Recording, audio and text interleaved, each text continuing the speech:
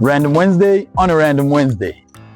Today we have the friendly face of the Ford Puma, a vehicle that pushes out 92 kilowatts of power and 117 Newton meters of torque through its 1-liter turbocharged 3-cylinder engine.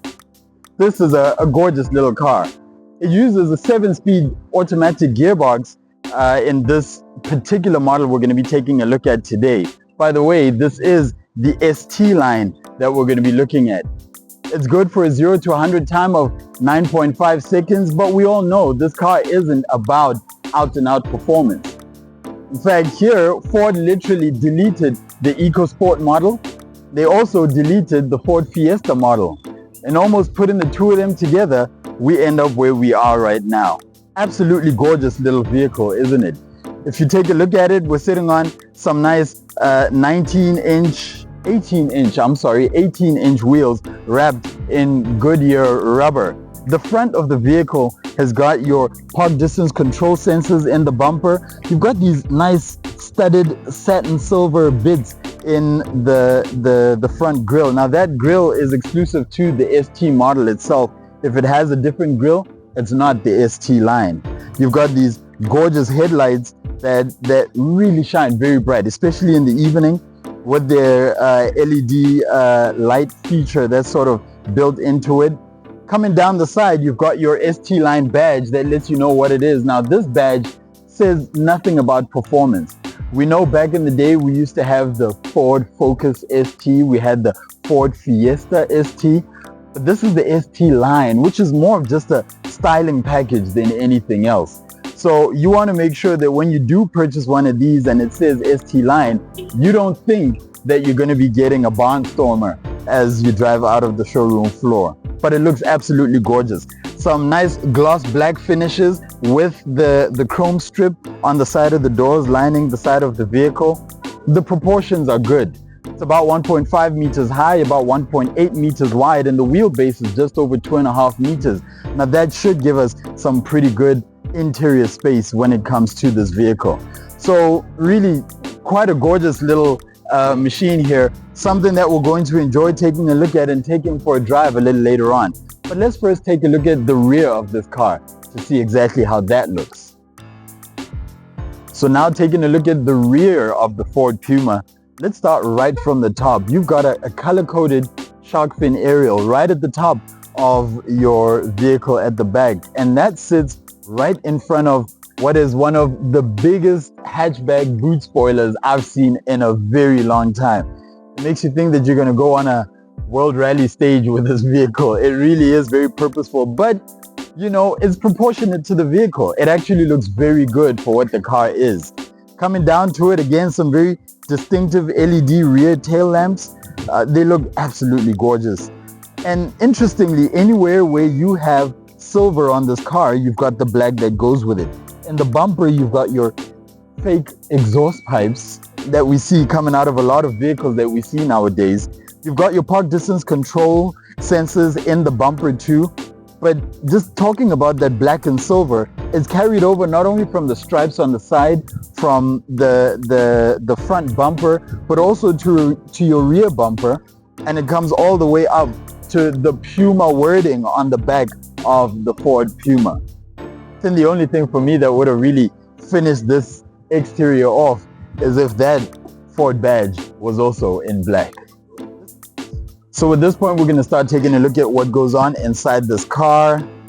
Let's start off inside the boot. Okay, we've also got our rear view camera here. Now, this boot, quite spacious. For a vehicle that's a hatchback that's so small, you would think that the boot would be a little tighter than this, but it's actually very spacious. And not only is it spacious, it's got some very nice features in it.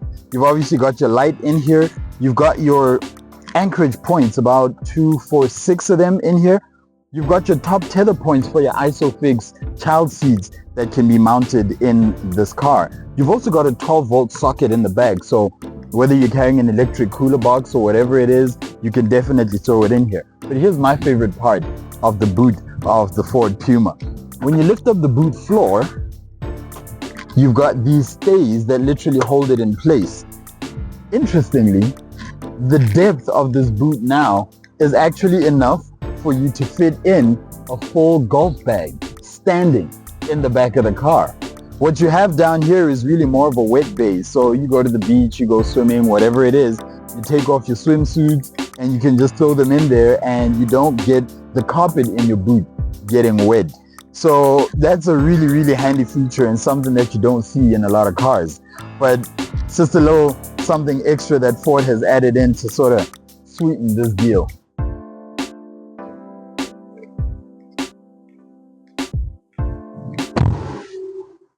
Welcome to the interior of the Ford Puma ST Line. Step inside.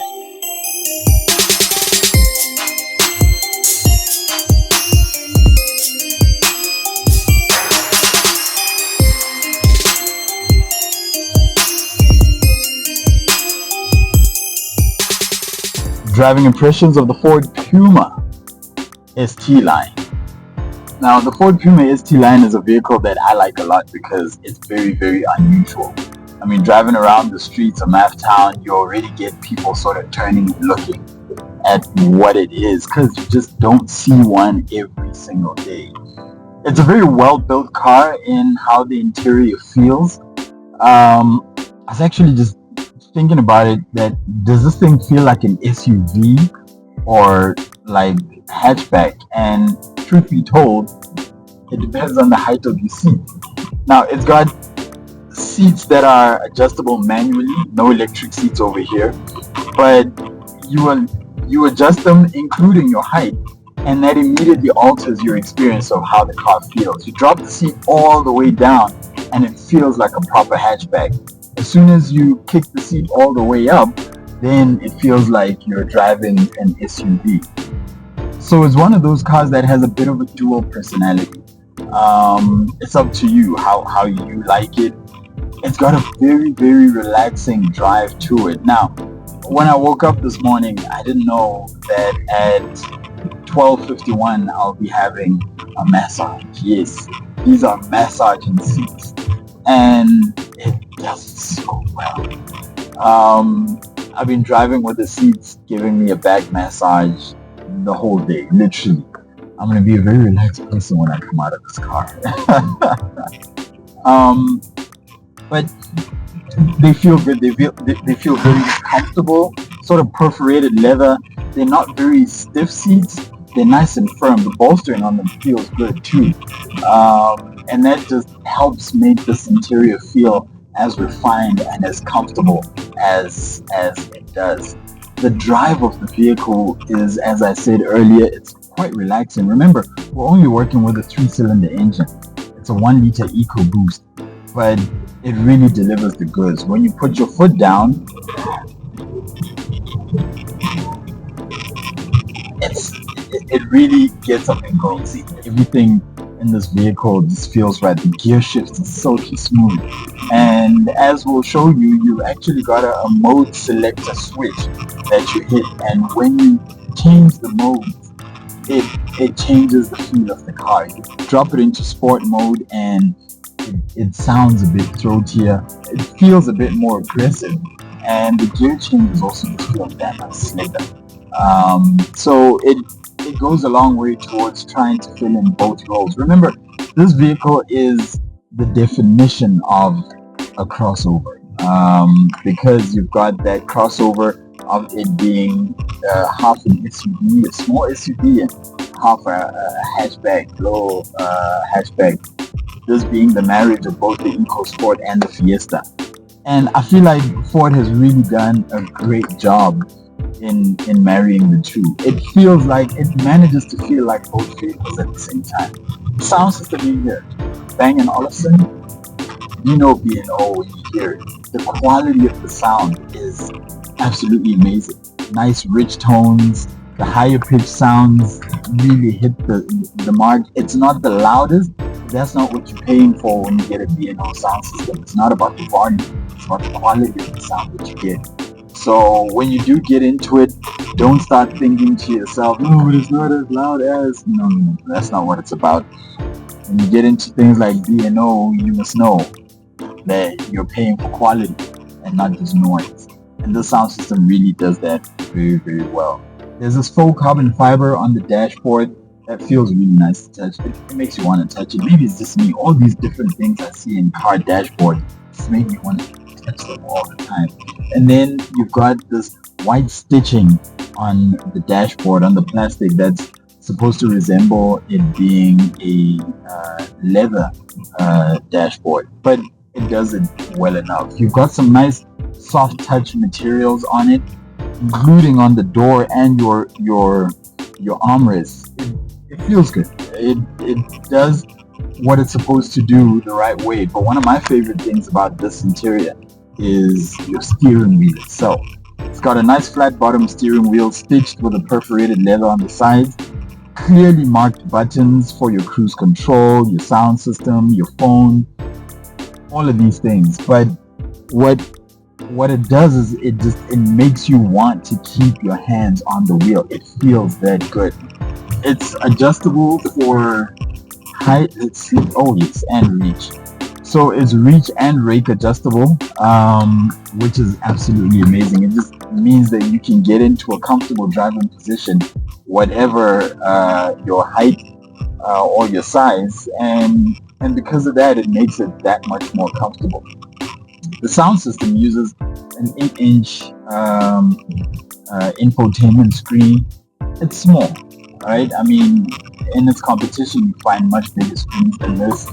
But that said, it's very bright. It's got easy to read graphics. It's got a built-in compass that does this thing where when you're driving around, it's constantly shifting and just, it looks like you're going somewhere adventurous, I guess. That's sort of the SUV side of things, but it gets the job done. There's nothing that I've seen on the screen that I didn't like. Even with your instrument cluster, very sharp graphics on it, very bright, especially when you're changing the modes. As you're going through the modes that you're changing from sport to eco, the graphics that come up there, very immersive.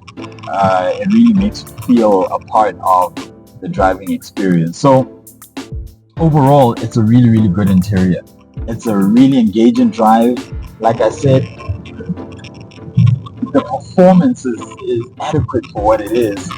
The sound, it sounds so much better than how fast the car is moving. It's got a very throaty sound to it, but it makes it very entertaining. So I mean, you're driving one of these and you want to have a little fun, by all means, the car will allow you to do exactly that.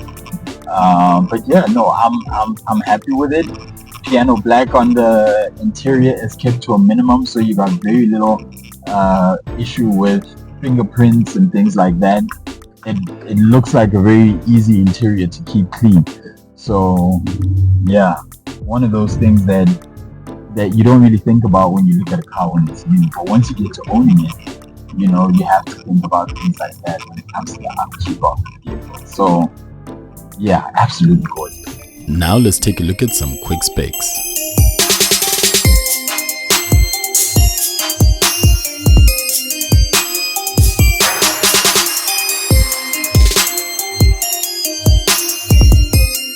For more information, please contact the numbers on screen.